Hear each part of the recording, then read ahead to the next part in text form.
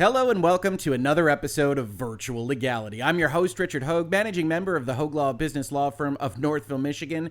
And when I made a video yesterday on Xbox's PR Blitz to try to get their deal, their pending potentially $68.5 billion acquisition of Activision and Blizzard King across the regulatory finish line at both the United States and European levels, well, I had no idea what they were going to hit us with at about 11 p.m. Eastern Standard Time, which is something of a bit of controversy on social media. We'll talk about that as part of this video because this is the 52nd video in the Microsoft Times Activision playlist. Yes, we have a full deck of cards for video purposes of this particular topic, covering everything from the very beginning, the announcement, all the way through till today. And that means we've done more than one per week on average since this deal was announced. Just crazy. But the announcements made yesterday are just crazy enough to need the kind of coverage we're going to give it. But before we do, I do want to remind folks that this is a viewer and listener supported channel. We've got a Utreon and a Patreon platform available for your support. We also have YouTube memberships if you prefer the live content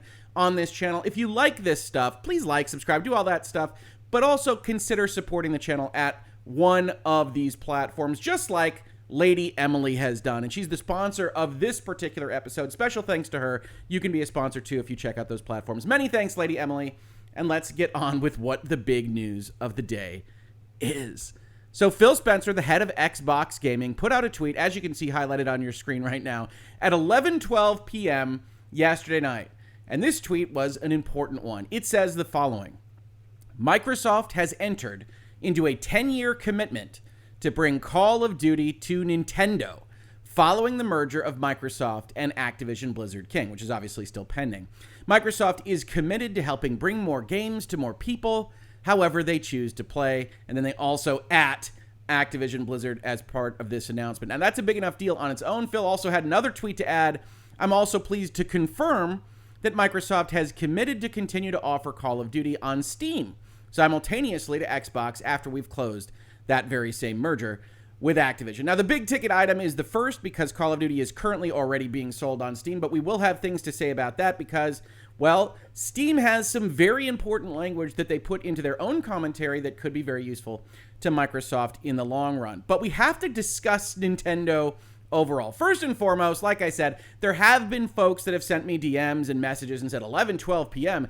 They're getting desperate. Even the New York Times article we're going to take a look at here will use that 11th hour paradigm to suggest a certain amount of desperation as Microsoft evaluates regulators that could scuttle their deal, etc., etc. Well, in terms of this particular hour, it didn't surprise me much. Here's a particular tweet you see on that, because if you do the math at home and you consider it's not 11:15 in Redmond, Washington, where Microsoft is headquartered, it's in fact 8:15, and you compare that Japan, Nintendo headquarters, is 17 hours ahead of the Washington or Pacific time zone area, well then something that happens at 8 p.m. in the Pacific is going to be 1 p.m. Nintendo time. So we're talking about something that occurs during the business day, and as I said to someone on social media, having worked on international transactions, it's those particular transactions that always wind up with weird 2 a.m. conference calls or 5 a.m. announcements and closings, depending on which direction you're going and who you're working with. So I have to say, the fact that this is announced at 11:15 or so p.m.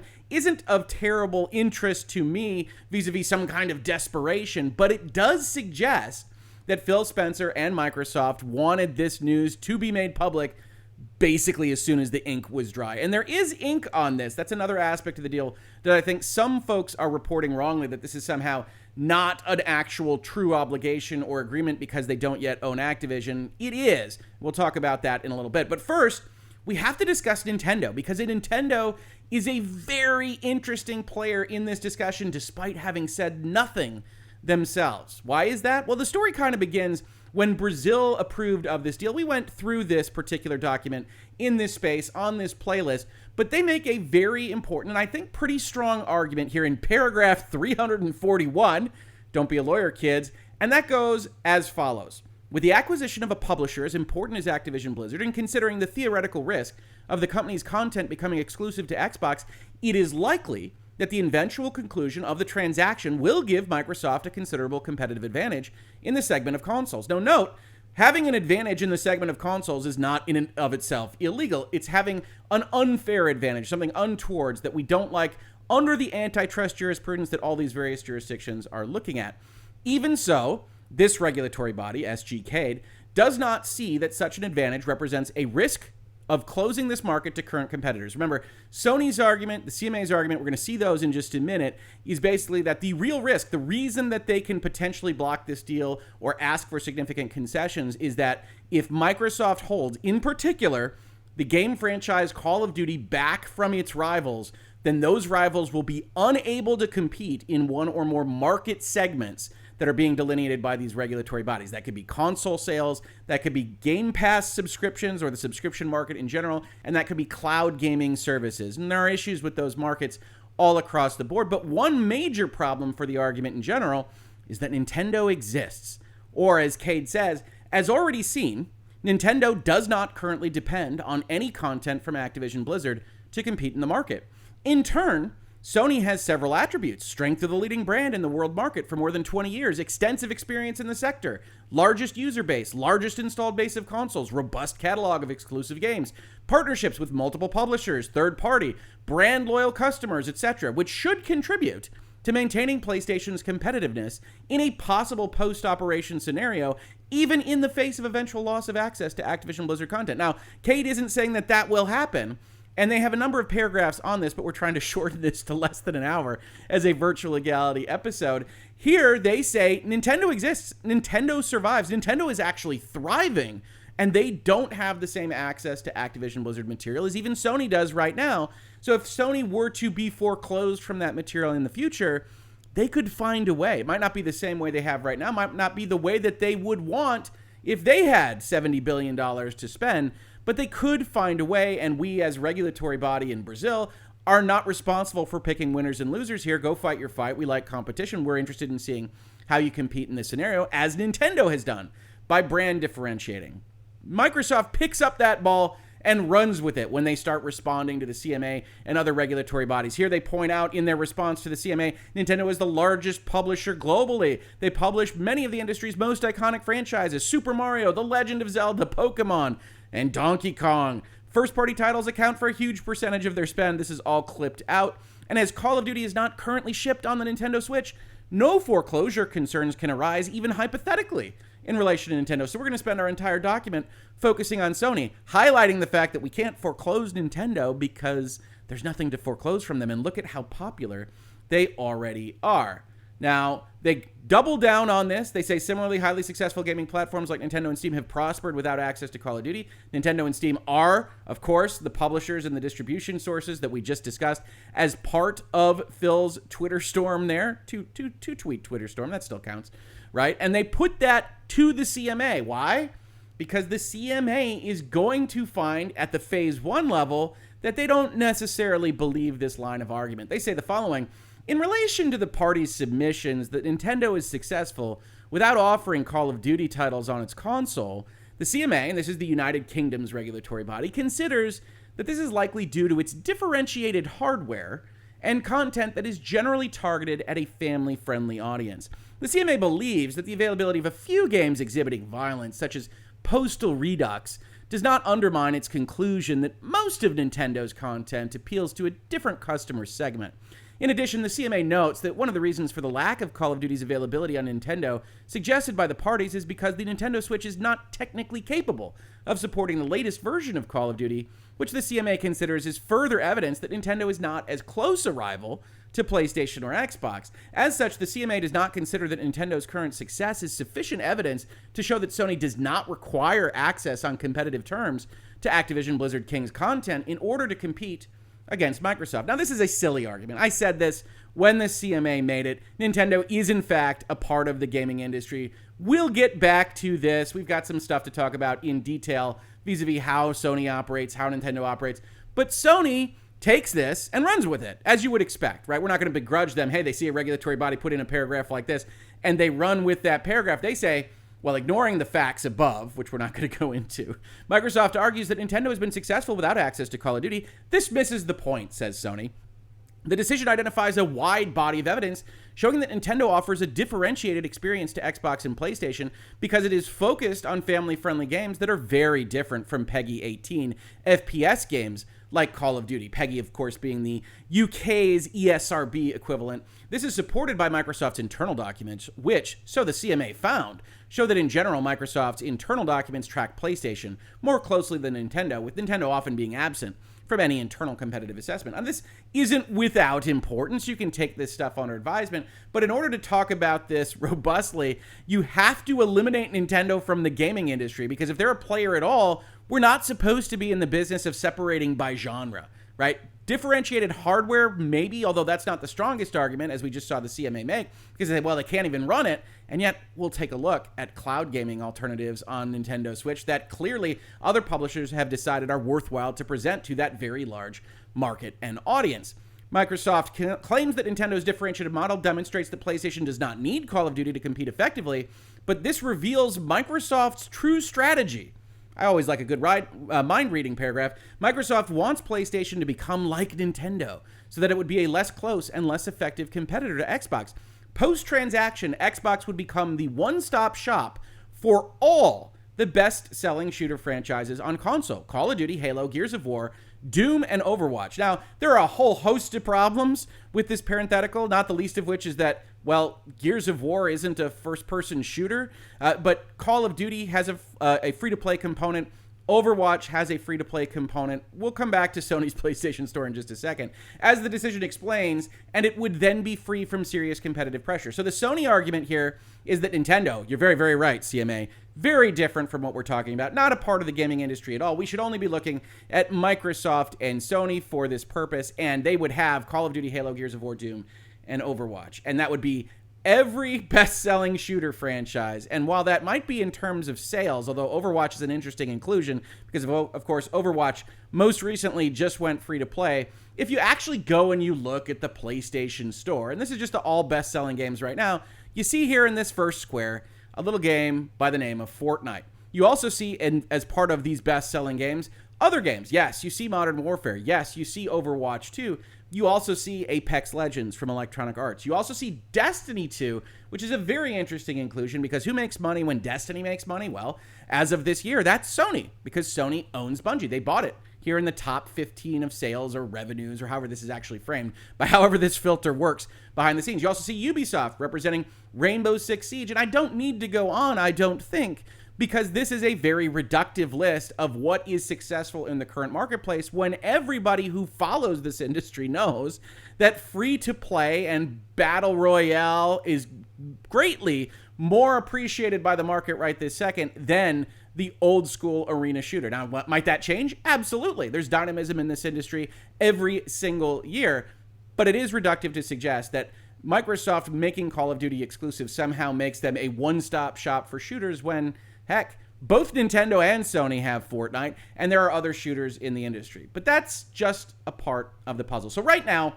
what we have is Nintendo is special, right? Nintendo has become a focal point for one of the strongest arguments to allow the deal to go through, which is effectively that Sony, who is basically the only opponent of this deal in the industry — the regulators can, of course, make their own determinations without industry insight, but in the industry, Sony's the only one fighting against this deal, and the primary opposition is based around the fact that they say, well, we can't live without Call of Duty. So Nintendo says, yeah, we can live. Or Nintendo doesn't say it. Sony says it on their behalf. Microsoft says it on their behalf. CMA says it on their behalf. A lot of people talking for Nintendo here. And in that particular moment in time, Nintendo enters into an agreement with Microsoft. Now, the very first thing I want to say about this, folks, is that Nintendo is not stupid. Nintendo is most certainly aware of what is happening with respect to Microsoft and Activision Blizzard. Now, Call of Duty, other Activision titles that might otherwise come to the Nintendo Switch or the Nintendo Switch successor, more on that in a minute, are undoubtedly beneficial to have on the Nintendo platforms. Nintendo has a big audience. Nintendo can sell some of those copies of Call of Duty or whatever other Activision game might come over, and as part of that, they can make money doing it. But, had they said, no, we're not interested in these kinds of agreements, much like Sony appears to be doing behind the scenes, and we'll get to that as well, then they could be seen as positioning themselves as having a problem with this deal. Instead, they have positioned themselves in the opposite. They either don't care about the deal going through, or they are actively in favor of it, which is something we'll be discussing on the Steam side when we get to the commentary made by Steam. Nintendo, not stupid. They know how this looks, and they know that this makes it more likely, at least on the margins, however you feel about the deal and its chances, to go through after they sign on to this agreement. Now, what is this agreement actually? Well, the Washington Post got an interview with Phil Spencer last night, clearly getting the tip off that this was happening since this was posted about 2 minutes after that tweet, entitled, "Microsoft says it will be bringing Call of Duty to Nintendo. Microsoft has signed a deal to bring the Activision Blizzard published Call of Duty franchise to the Nintendo Switch for the first time," the company announced Tuesday night, pending approval of its acquisition of Activision Blizzard. Now, first and foremost, the actual tweet here doesn't talk about the Nintendo Switch, talks about Nintendo in general, and there are some open questions as to what console we might even be talking about by the time this kind of development would come to fruition, but we'll allow it from the Washington Post. Nintendo Switch is certainly the current Nintendo system. Here's what Phil has to say about all this.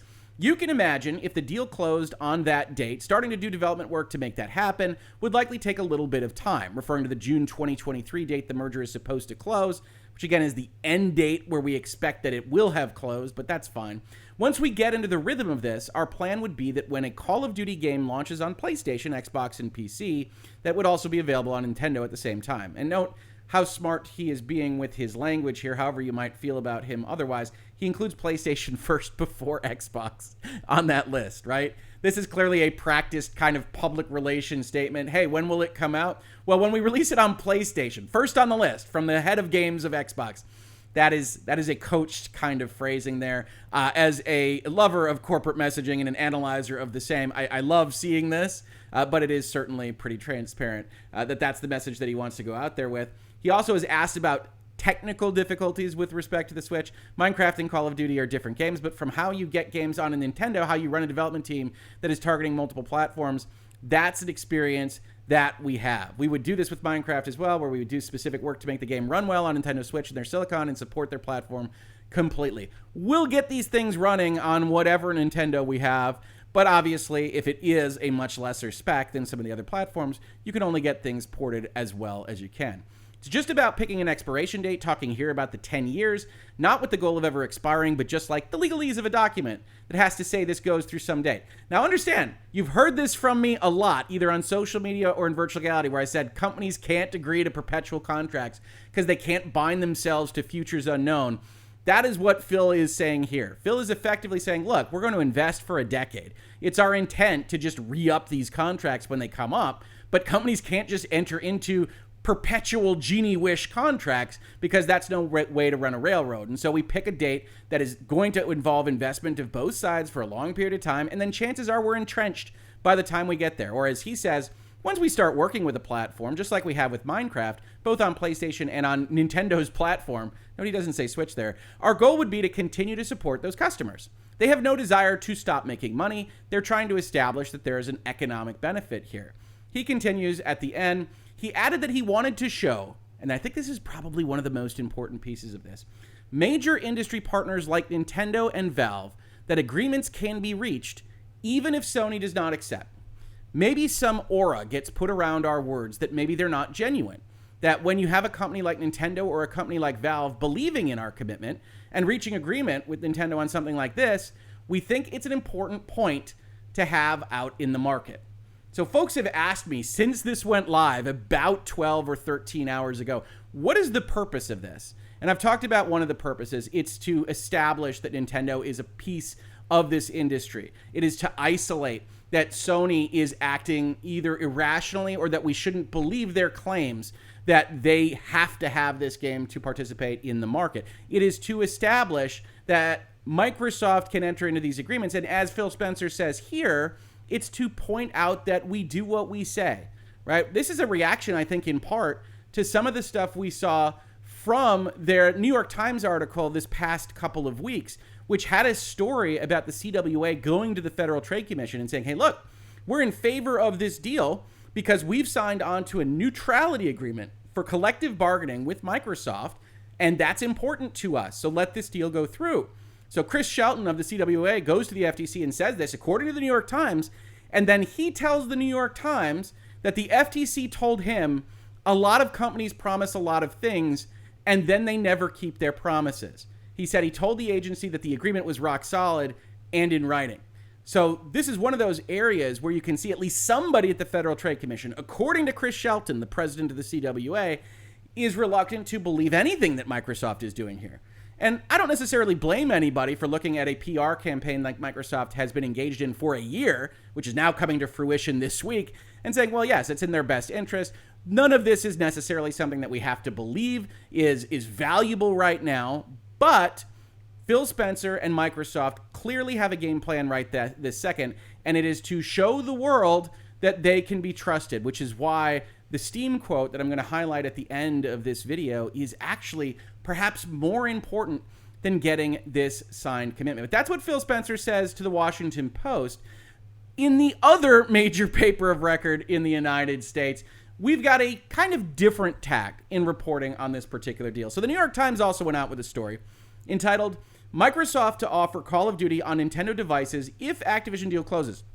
Now, this is interesting, right? This is framing what is undoubtedly a conditional commitment, specifically as conditional. If we're just reading this headline and trying to take knowledge from it, it looks like it's a little bit less certain than I would argue it is most likely to be. We'll get to that when they describe this more completely, but I want to point that out because unlike some of the other places that are reporting on this, this kind of echoes some of the statements I've seen on social media that this isn't real, that it isn't a real obligation, even though Phil Spencer is going out there and saying that we've entered into a commitment.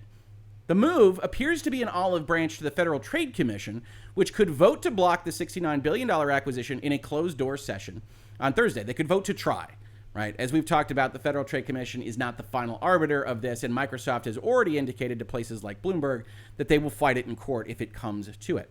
New York Times further establishes the following framework for what just happened last night. In a last-minute attempt to placate antitrust regulators, Microsoft said on Tuesday night that it would bring the blockbuster video game franchise Call of Duty to Nintendo devices if its $69 billion acquisition of the game's maker, Activision Blizzard, was completed. Now, this is full-on editorializing. Right? Why is this happening? Is it last minute? Is it an attempt to placate antitrust regulators? Is it just going and trying to establish what it is that you say will be what it is that you do? Maybe. I don't know.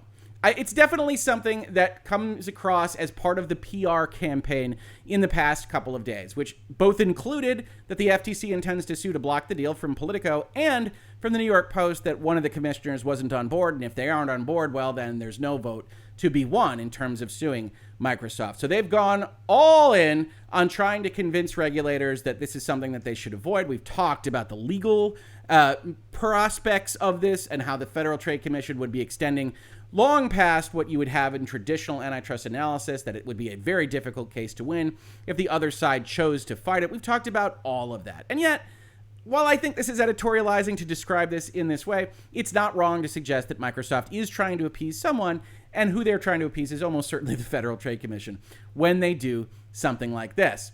Many in the video game industry expect the Federal Trade Commission to discuss the acquisition in a closed-door session scheduled for Thursday. The commission could vote on whether to file a lawsuit in an effort to block the deal. Regulators are primarily focused on concerns that consumers would be harmed if Microsoft, which makes the Xbox console, withheld Activision games from competitors or unfairly leveraged Activision's popular titles as more video games were streamed online. Unfairly leveraged is a kind of weighted phrase, right? What does that mean? Are you allowed to purchase exclusives like Sony has throughout its history? Are you allowed to purchase game companies like both Microsoft and Sony have been doing extensively in the past few years? Are you allowed to purchase a publisher as big as Activision? Are those shareholders allowed to make money on the purchase, or are they destined to just simply be sitting out there essentially too successful to be bought by a major industry player? We don't know. But what is unfair is going to be in the eye of the beholder, and that's what I've tried to communicate through now 52 episodes of this playlist. The 10-year deal to bring future releases of Call of Duty to Switch video game devices made by Nintendo, one of Microsoft's rivals, is part of Microsoft's efforts to signal that it wouldn't block the popular game from devices made by other companies, right? The New York Times are the first to leak that they had offered this 10-year deal to Sony, and Sony does not appear to have entered into kind of good faith negotiations with Microsoft, or at least we haven't heard of them. Microsoft also announced it would continue its commitment to release Call of Duty with Valve, the maker of the Steam distribution platform, which is popular with gamers who play on personal computers rather than game consoles. Call of Duty's latest release is already available on Steam, which doesn't really tell the whole story. Call of Duty was pulled from Steam for a long period of time and only returned for Modern Warfare 2 right now. Phil gives a quote to New York Times here. There's been some question about whether what we are saying is actually how we're acting, mirroring what we just heard in the Washington Post. And I think having two major industry partners kind of show that our intent is real and that we can reach agreements is an important thing in this time. That we aren't just faking about what we can do with Sony, and that if there is a bad actor with Sony, this is what Microsoft wants to project, this is why this happens last night, then it's Sony that is the bad actor, right? The 10-year offer, everything that we have seen in the past few weeks after we started analyzing, especially the most recent CMA statements, have been an effort by Microsoft to put Sony in a box. You say that you can't exist without Call of Duty. Let's promise it to you for what amounts to forever in tech terms. Yes, it's only 10 years, and that isn't a long period of time in the lifespan of the Earth, but it is a long period of time in the world of technology and specifically in the world of video games. Let's offer that to you. Let's have you reject that. Sony says, we can't be reached for comment. We're not going to accept this, and we'll talk about exactly why not when we get to the end of this video. But Sony's not going to accept. Microsoft would have been wise to know that beforehand. I assume that they did. And so going to Nintendo, going to Steam also a rival for distribution platforms, potentially on the PC ecosystem, right? Microsoft has a store. Microsoft could pull things and try to move it through Battle.net like Activision used to do, or through their Windows store or some other new store that they could develop. Microsoft certainly has the wherewithal to attempt that. They are negotiating directly with rivals in the console space, rivals in the games distribution space, and they would be willing, so they present, to negotiate with the other rival in the console space, Sony. And it's difficult to not believe them on this, especially when the economics tend to line up. Gabe Newell says, we're happy that Microsoft wants to continue using Steam to reach customers with Call of Duty. When their Activision acquisition closes, Microsoft's been on Steam for a long time, and we take it as a signal that they are happy with gamers' reception to that and the work we are doing. Now, the New York Times doesn't keep what appears to be the important part of this comment. Kotaku does, but we'll get to that towards the end of the video. Nintendo doesn't have any comment. And then for Nintendo, here's where the New York Times really separates from reality, but also echoes, important to note, what the CMA said about the Nintendo and its position in the video game industry. For Nintendo, adding a violent first-person shooter game like Call of Duty to the host of titles available to play on the Switch would be an uncommon departure. Hold that note. The company has long been protective of the playful, family-friendly branding it has developed over decades through iconic franchises like Mario, Pokemon, and The Legend of Zelda, though it does offer some more mature games, and other Nintendo devices have hosted Call of Duty. So not only do you have a kind of weird logic here to say it would be weird to add Call of Duty, but it should be noted that there were Call of Duties as late as a decade ago or so on Nintendo platforms. But if we actually go and we look at what Nintendo does, well, it's very interesting, right? Nintendo adding a violent first-person shooter game like Call of Duty would be an uncommon departure. Well, let's go to the stats here, folks, right? Here is the eShop. I love my Switch. I look at the eShop page a lot here, and I've got just one filter on. I've got the filter mature games. Now, before we even get into the details here, it's worthwhile to note that for ESRB ratings, this is the United States, not the UK, there are 1,461 entries for mature games in the Nintendo ecosystem. The Nintendo Switch has been out for about 5 years, and so this is a lot of games for 5 years, just on a maturity level basis. But perhaps more importantly, if we look at number one here, this is Bayonetta 3. Now, Bayonetta as a game has unfortunately been a common kind of guest in Virtual Legality as we dealt with the voice actor claims and other aspects of Bayonetta 3's release.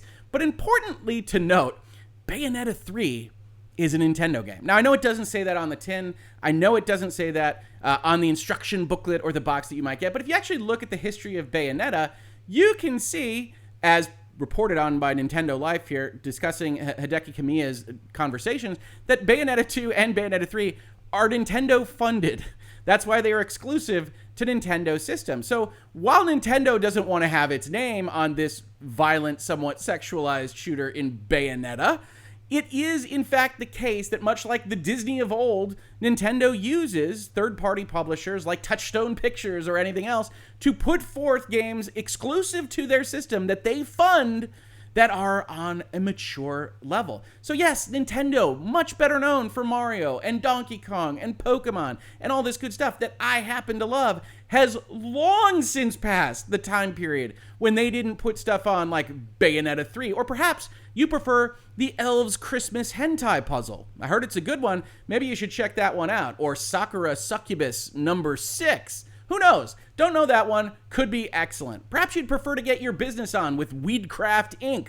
on the Nintendo Switch, or other games, right? Here's Resident Evil Village Cloud, which I promised we would talk about a little bit in terms of the technical impacts of these games. Yes, you can put games on through the cloud on Nintendo, which also seems to be something that could be a symbiosis between Microsoft and Nintendo. So all of these arguments that you hear from a New York Times article that appears to have been written in the early 1990s regarding what's on Nintendo systems all falls by the wayside, right? The CMA's argument here is silly. Yes, they try to have a brand differentiation. They prefer family-friendly games, and that's what they make individually, but they certainly fund non-family-friendly games outside of the Nintendo wheelhouse, and every one of these consoles has brand differentiation. Why do you think PlayStation is busy making a, well, very highly priced virtual reality headset while Microsoft was busy making Game Pass? They're all trying to differentiate from each other in various ways. Microsoft says, we'll try a recurring revenue subscription model. Nintendo says, we're going to focus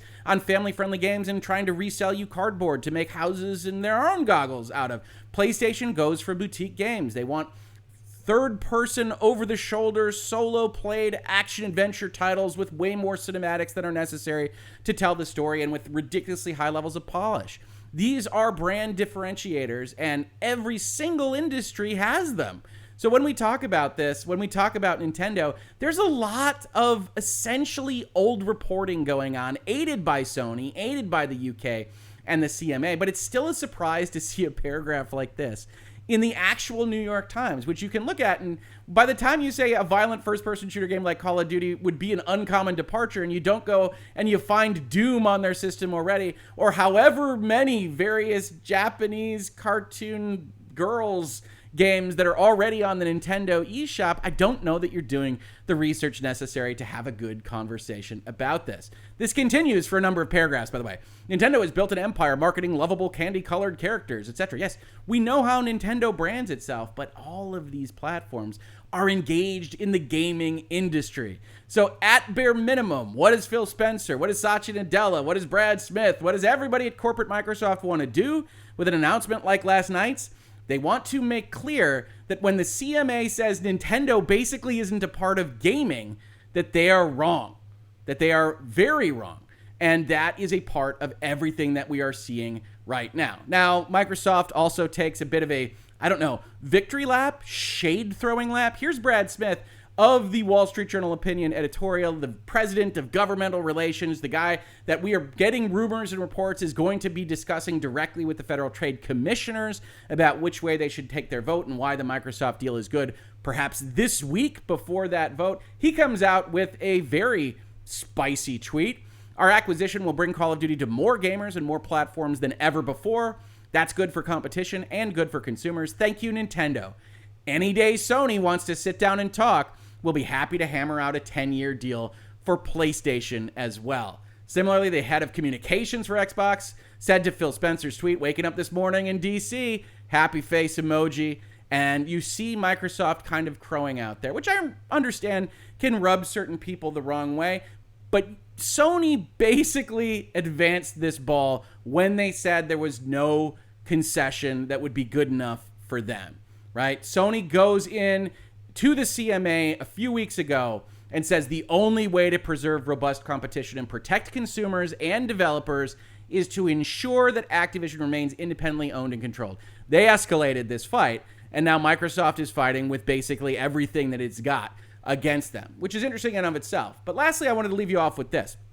I've mentioned Steam, right? And certainly a lot of these documents, the CMA's document, the European Commission's document, the CADE document, have talked a little bit about PC gaming. Mostly they are separating it off from console gaming and distribution as equally as they're separating it off from mobile gaming. But Steam is a potential rival competitor within the PC distribution space. And the actual note that Gabe Newell gives on this, as highlighted in Kotaku, is perhaps more valuable than actually signing on to the contract. Before we get there, I do want to point out, I think this is a good story from Kotaku, but they do get this one thing wrong. It's important to note that these, what Phil Spencer says is vis-a-vis commitments, are just pledges aimed at greasing some wheels and looking better in the eyes of those skeptical governments. Spencer won't be in a position to actually do this unless the Activision purchase goes through. This is a very reductive, and I would argue probably erroneous, interpretation of what a conditional commitment actually is, right? Phil Spencer doesn't own Activision right now. Phil won't. Xbox doesn't either own Activision. But you can 100% enter into an agreement that obligates your entity based on a condition precedent, based on something that has to happen first in the future. If you really think about it, that's what this merger agreement that we've been talking about since January actually is. When we say it hasn't closed yet, what does that mean? Nobody has an obligation to sell their company. Nobody has an obligation to pay near $70 billion. Why?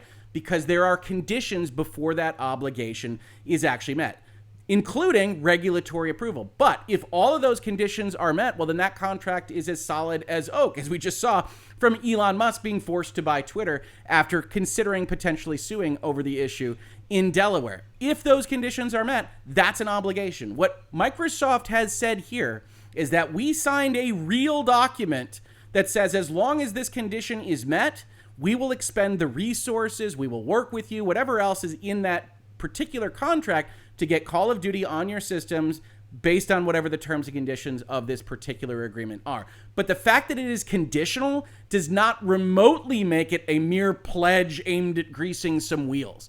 And that, I think, is a very confusing point for some people on social media, and even some of the outlets that I have seen reported on this. They cannot tell you what Activision will do before they own it. They can promise, as Microsoft, that they will do X, Y, and Z if and when we own Activision Blizzard. So that is a distinction I think is very important. But getting back to the final point here, Gabe Newell, the head of Steam, the head of Valve, goes forth and says exactly what we saw quoted in these various articles. We're very happy that they're happy with us. But here is what I would argue is more important, right? We've got the New York Times article that says, well, you know, collective bargaining agreements, neutrality agreements, they're not worth the paper they're printed on. Companies welch on those all the time. You've got other people saying, well, it's just words and Microsoft isn't to be trusted. Here's what Gabe Newell has to say.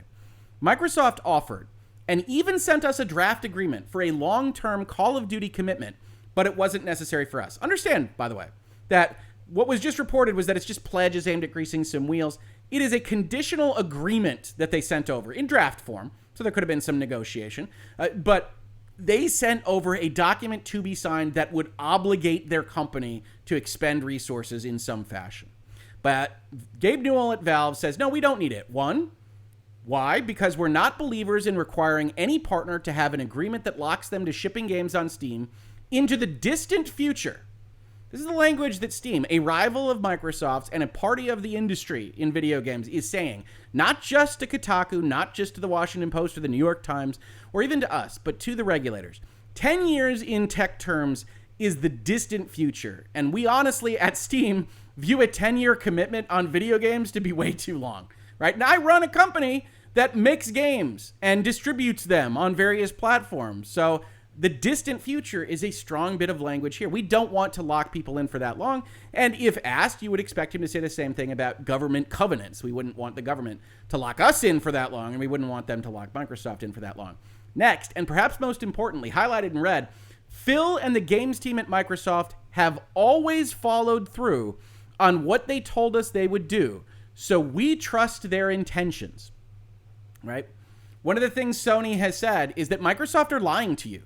Throughout this document from Sony, there's any number of reasons to believe that they aren't telling the truth about their intentions. And I do think, I have said this in videos, that Microsoft goes a bit too far with statements like we would never, ever have any incentive to keep Call of Duty off the PlayStation platform. They go too far trying to make their case as strong as possible. I tend to agree with that critique. But Sony spends page after page, document after document, saying they are not to be trusted. And one of the major players in the industry, the biggest player on the PC side of things, goes and says, Microsoft is to be trusted. We don't need an agreement because we trust them. Finally, we think Microsoft has all the motivation they need to be on the platforms and devices where Call of Duty customers want to be. So in 3 separate statements, for whatever reason, which are not included by the New York Times, which I think is its own editorial decision because they clearly have the top end of this kind of comment, they say at Valve, Gabe Newell says, we don't believe that this is warranted for 10 years. That's the distant future. They always do what they say they're going to do. And we believe that the economics here point to a world in which they put it where it needs to be, which, if you're reading this as a regulatory body, would include Sony. Microsoft has told you that they think that their economics, the economics of the deal, requires them to keep the game on Sony. They've indicated that they're willing to have a long-term commitment with Sony. And here is Gabe Newell at Valve saying, well, they're Call of Duty players on Sony. We think Microsoft is going to keep it there. This is a very strong statement without having to say so, written in support of Microsoft's position on this deal. And honestly, I'm a bit surprised that Gabe Newell and Steam went as far as they did here. So in terms of wins for Microsoft, this is about as big a day as you can have. I've seen people comment and say this is a PR stunt. There is no question that this is public relations motivated. Is that out of desperation? Is that because they think that they can flip this final FTC commissioner and just be solid on that and move forward with the concessions that they're already agreeing to with other people? We can't say for certain.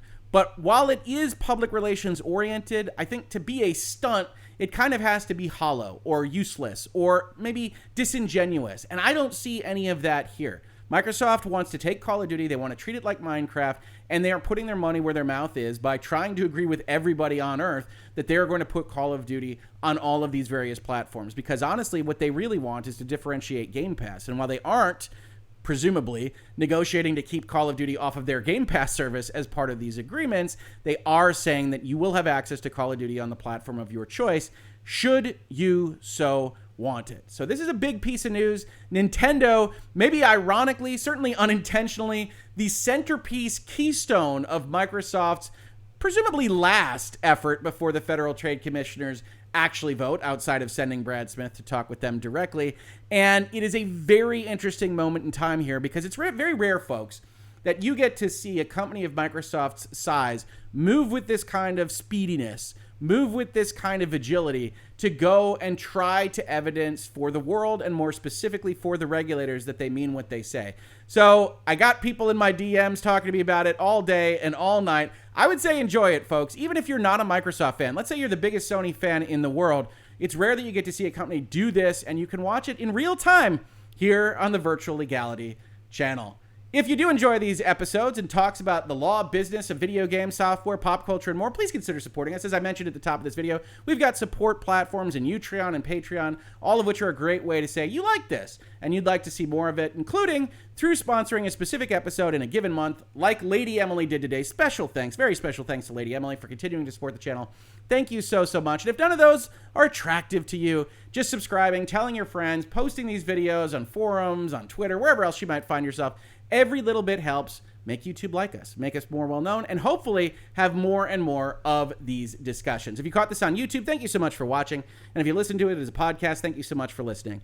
And I will catch you on the very next episode of Virtual Legality.